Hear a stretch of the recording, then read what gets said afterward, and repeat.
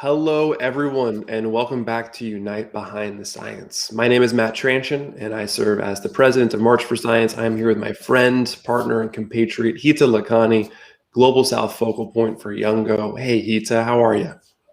Doing great, Matt. How are you today? And I'm excited for this next conversation. We've got a pretty extraordinary guest from the Secretary General's Youth Advisory Group. Yes, today we have with us Metenier from France. He's a friend, a fellow climate activist, a board member of Youth in Environment Europe, and a part of the Secretary General's Youth Advisory Group. Welcome, Nathan. How are you doing? I'm good, thank you, and very happy to be here. Thank you for inviting us. Yeah, of course, man. Well, look, to kick things off, we'd love to talk about the work that you're doing in Europe. But for starters, can you tell us about your role within the Secretary General's Youth Advisory Group? I know you all recently issued out a report. What are some of the major takeaways that you'd love to reinforce with viewers tuning in? Yeah, well, I could say that I'm doing the secretariat of the group sometimes and taking the minutes, but no, more That's a seriously. huge role. That's a huge role. It is right. But yeah, no, basically what we try to do is, of course, some of us have some kind of expertise, but that's not really my case. So I focus a bit more on making sure that, we get the consultations done, and also sometimes bringing some aspects. I think for me, what's really important is, and that was very striking when we received the climate strategy of the United Nations Secretary General.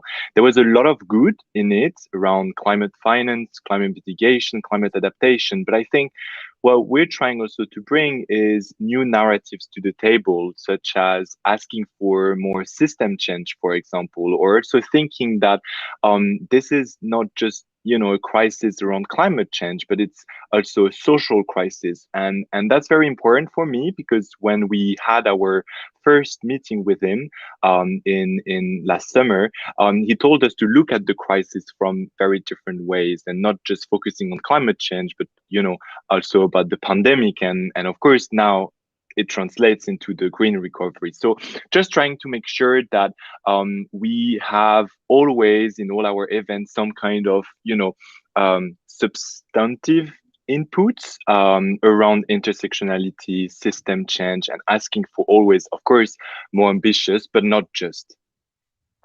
I'm going to challenge something that you just said. You said that there isn't a specific skill set or background that necessarily informed, how you specifically added value to this process. But it seems like your role, your experience in the climate movement is pretty well steeped in coalition building. I mean, whether it's, Generation Climate Europe or Youth and Environment in Europe, I mean, that idea is about bringing all these different leaders, all these different organizations, and finding ways that they can coordinate in order to solve a broader problem. And really, I mean, looking at what the Youth Advisory Group is trying to accomplish with bringing together constituencies, with these consultations to ensure that the process is being informed. I mean, that's pretty much what you've been doing since you've been entered the space, right? Yeah, no, it's very kind of you saying that. I mean, it's true. I guess it comes from first a kind of personal, I mean, my character, because I think I thrive with space where there's a lot of consensus and compromise, and I really hate conflict. And when I had the idea in 2019 of kind of working more with not just the youth climate movement, but also working with movements that work on education, work on students' rights or LGBT rights, and we really try to get together inside an informal coalition, and then push together for change in the EU institutions. And Generation Climate Europe were really this idea of being all together and trying to see on what we agree. And sometimes it's very hard to find agreement, but what I noticed most of the time, it's really easy to get together and then push for example, asking for the Commission to have new ways of calculating growth, or also bring to the the table new topics and such as circular economy and how important it is in our economy in Europe. And I think that's also what I'm trying to do at Youth and Environment Europe is bringing together the kind of many youth organizations working here and here on climate change or conservation or also fighting pollution and say, well, at the end of the day, we're all trying to achieve a fair and green transition. So why not working together? And of course, I mean, the pandemic is bringing a lot of challenges to that because most of this work lies on personal connection and being together and being able to meet and to discuss.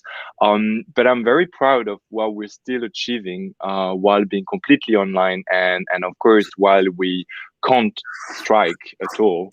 So yeah. Yeah, absolutely. I think that's really great, and it's an immense amount of work that you have to put in, given the challenges of the pandemic and the digital world. Nathan, you've had a lot of experience working with youth organizations, working with other young people. What is the biggest challenge do you think that you faced so far in gathering young people? Has it been mobilization? Has it been education? What is the one thing that you feel is lacking within the youth space? Yeah, well, I guess education is lacking, but in a sense that this is why we're doing that, right? Is because we want to raise awareness on the climate crisis. We want to raise awareness also, and I think more than just the climate crisis and being aware of the problem is also having the skills to be able to bring your inputs in those processes. And most of the work we do, and this is also the work you're doing, Hita, so much is helping young people to be involved in the processes where decisions are being taken. And Generation Climate Europe is all about giving skills to young people on how to lobby and advocate in the EU institutions, which are so complex, so complex. I think there's not a lot of things that are that complex with that many decision bodies working on so many different things, but also being responsible for each of them for part of the policy process, but also making sure that young people have the skills to advocate at the local level. And in my work, this is one of the most important things is thinking that, yes, of course, there are those big processes where we need to have a voice as young people because this is our future. But of course, we need also to have young people that, advocate on the local level. And I think for us, that's most of the work we do in doing advocacy training course and workshops and webinars, just to make sure that young people can get together and think about how they can influence decision makers on the ground. And of course, also collaborate with each other and learning from, what someone in Denmark might do when you're in Albania or in Armenia. And I think those exchanges are something really great. And I'm super happy that we can do them with the help. But the real lack we have is, of course, funding, because I'm always completely astonished about how much money is being given to the environmental movement, even though it's not enough. But then there's just like such a tiny part to the youth movement, even though we're doing so much work. And I think we have a great multiplier effect as well. We do great change. So I guess this is really something we have to work on, and this is something I'm really taking on, if not on my capacity of youth advisor, as an activist and talking to foundations and trying to convince them to fund the global youth movement, not just in Europe, of course. I know one of the major criticisms from the youth climate movement is really the lack of access to decision makers, having the opportunity to have inputs and actually inform solutions, let alone, provide a greater context to the challenges being faced of the generation that's inheriting a planet that is in crisis. Obviously, with your position and role within the Secretary General's Youth Advisory Group, you have a unique opportunity. You're one of 7 young people that is in a position to inform the leader tasked with uniting the world behind the science and addressing the climate crisis. What are some of the reforms that you think are necessary, whether it's a country by country basis or even within the UN, that you think are important to ensuring that these the coalition building, the movements, these the organizations that are, demonstrating in public and issuing rallying cries. How do we go from that to actually making sure that young people have a seat at the table, but also are actually being listened to once they have that seat? Yeah, well, that's a lot of questions until the end. But I think what's really important is, of course, organization can help the youth movement being more showcased and having more access, etc. But I think what we always forget, and that's very hard to convince people about, is that we think, as a lot of youth movements, that there's nothing better to empower young people on advocacy, on the climate crisis, on many things, if it's done youth to youth. And this is what we're trying to convince people and foundation, is that there's nothing better to empower than doing it youth to youth. And I think there is a big issue, because actually what you see since the kind of Fridays for Future movement is that more and more capacity and fundings are being driven to empower young people on the ground and make sure that they are aware about those phenomenon and challenges. But it's always adult organizations or institutions that are doing that, and they never give the ownership to young people to actually use the money. And I think the existence of youth-led organization is the proof that young people, even when they're like 21 like me or even younger, can handle an organization. They know, we know how to handle it, we know, and we can learn also from our mistakes. So I think this is really a message to every organizations and institutions that are working on raising awareness and capacity building. Work with the youth organization that exist, work with the youth constituencies that exist, because at the end we also should be able to input in those plans and strategies. And I'm sure that this will also help us to have a stronger, meaningful inputs in the policy making processes. Absolutely, I couldn't agree with you more, Nathan. To work with the existing networks is something that youth from across the world have been saying, and yet sometimes we see new and new networks being sprouted out by leaders, completely ignoring what is already there. So yeah, how do we it's quite interesting to see how young people across the world are doing this collaboration. Like for you, in all the work that you're doing, you're bringing young people to the platform. If you had one thing that you could change about the way that we're currently dealing with the climate crisis, what would that be?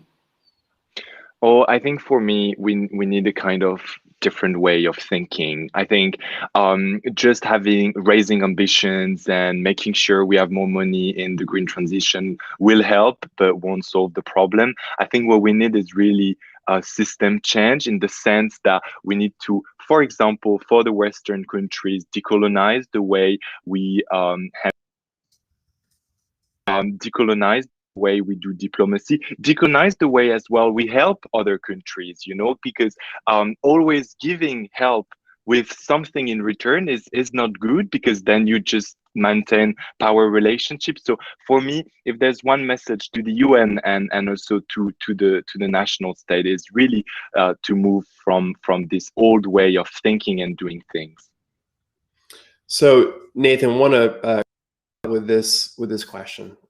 So March for Science and Youngo have partnered for the Science Not Silence campaign. It's calling on governments around the world to finally and formally welcome the IPCC 1.5 degree report, which has been blocked at the last two COPs.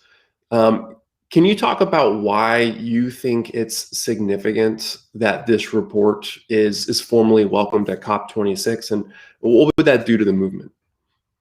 Yeah, of course. I mean, this is extremely important. I mean, the scientists are saying what matters, and here we all know that if this report is not being formally accepted, it has much less impact on the ground, and much less impacts in the policies as well. And here again, the EU just accepted a 55% target when we were asking for at least 65, and we knew that 65 was already not what was the science telling us. So there is more and more urgency to recognize this science, and I really hope that COP26 will kind of, you know,